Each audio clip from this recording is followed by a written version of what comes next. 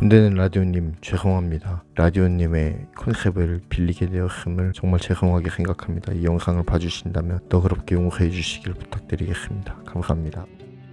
여러분, 영상 보시기 전에 구독과 좋아요 그리고 알림 설정까지 꼭 부탁드리겠습니다. 감사합니다. 미국의 궁예 트럼프가 비장의 철퇴를 드디어 꺼내들었습니다. 누구인가? 무슨 이야기냐고요? 지금부터 저와 함께 알아보시죠. 안녕하십니까, 짜피디 강성모입니다. 미중 무역전쟁이 날이 갈수록 격화되는 형국입니다. 지난 일을 잠시 정리하자면 5월 6일 트럼프 대통령은 트위터에 중국이 자꾸 재협상을 시도하려고 해 협상이 지지부진하다 라고 하면서 5월 10일 약 2천억 달러 규모의 중국산 제품에 25% 관세를 부과하겠다고 경고했습니다.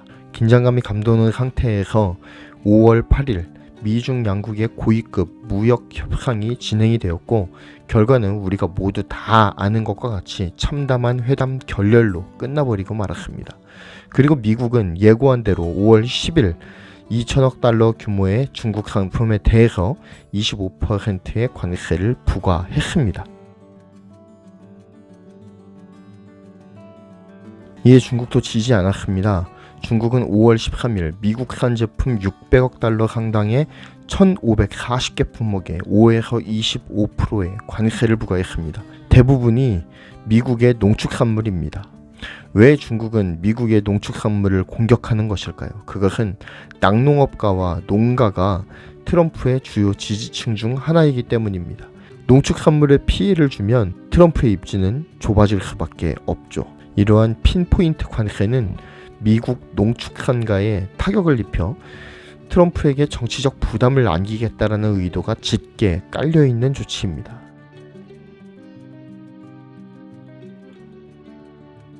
중국의 보복 조치를 받은 미국은 이제는 현재 관세가 물려지지 않은 제품에 대한 관세 부과를 천명합니다. 또한 전자통신 분야에 대한 국가 안보 유지와 자국산업 보호를 이유로 USTR, 즉 미 무역 대표부에서 화웨이를 비롯한 계열사 70개사에 대해서 거래 제한 기업 목록에 올려버렸습니다. 이것이 바로 5월 15일의 일입니다. 이 명단에 속한 기업들은 미국 정부의 허가 없이 미국 기업과 거래할 수가 없습니다. 미국 측은 이번 행정명령을 통해서 화웨이가 미국 기업들로부터 부품을 공급받는 일부 제품들을 판매하는 것이 어려워지거나 불가능해질 수 있다라고 말합니다.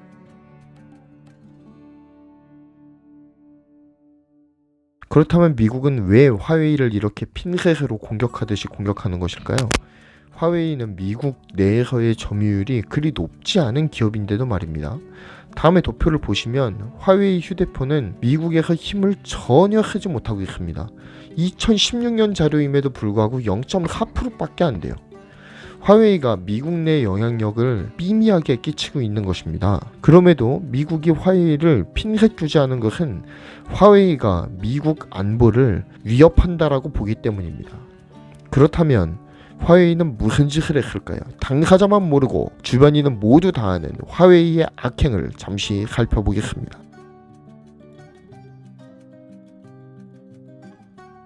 지난 1월 이란의 금융제재가 한창이던 때에 화웨이 등의 기업들이 대이란 제재를 어기고 불법 금융 서비스를 제공하는 데에 공모했다고 밝혔습니다. 현재 이란은 핵 문제로 인해서 미국의 제재를 받고 있죠.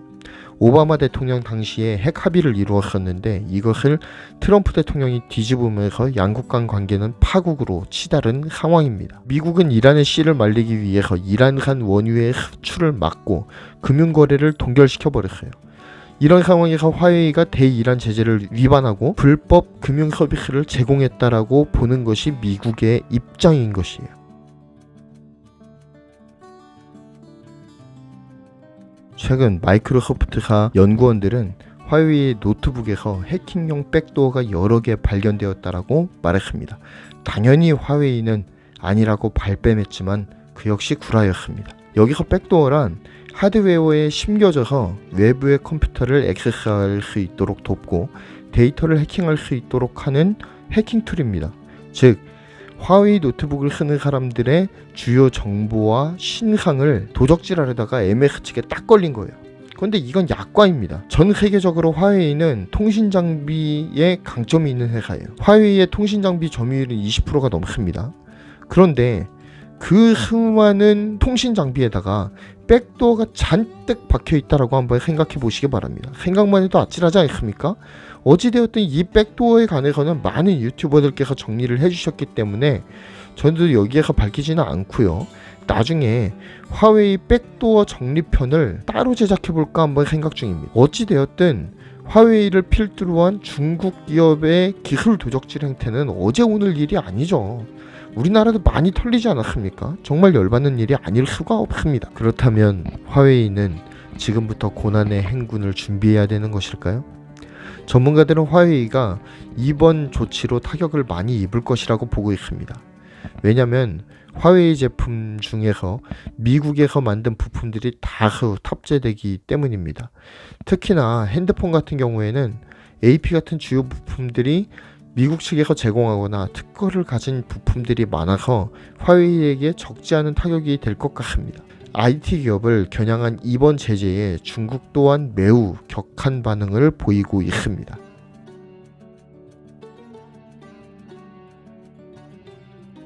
가오펑 중국 상무부 대변인은 16일 정례 브리핑에서 다른 나라가 중국 회사에 일방적으로 제재를 가하는 것을 반대한다라고 정확하게 밝혔습니다.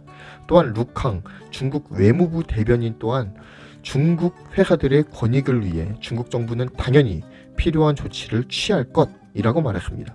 중국이 이번에는 또 어떤 강수를 둘지 정말 저는 불안한 마음을 감출 수가 없네요.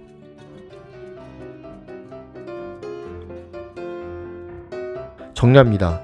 지난 미중 무역전쟁 1편에서 저는 이번 전쟁이 좀 오래 갈 것 같다라고 전망했습니다. 그리고 실제 그런 양상으로 돌아가고 있죠. 벌써 여력이 없는 중소기업들은 여파가 심각하게 다가오고 있습니다. 사실 화웨이가 미국에 당하는 모습을 지켜보면서 쟤는 저래도 싸다라는 생각이 드는 것은 어쩔 수 없는 것 같습니다. 미국이 중국을 지금 뚜까를 엄청 패고 있는데 요즘 통쾌한 생각이 들기도 합니다. 하지만 현재 미중 무역전쟁은 우리의 교역 상대 1위국과 3위국 간의 싸움입니다. 미중 무역전쟁으로 인해서 누가 이기든 우리나라는 심대한 영향을 받을 수밖에 없는 상황에 놓여 있습니다. 경기도 좋지 않은데 터지는 연이은 악재들이 우리를 힘들게 하는 요즘입니다. 하지만 짜증나는 순간에도 희망을 놓지 않는다면 우리에게도 꼭 다시 한번 기회가 찾아올 것이라고 확신합니다. 힘든 시간이지만 잘 버티시면서 더워지는 시기에 건강 조심하시길 바랍니다. 감사합니다.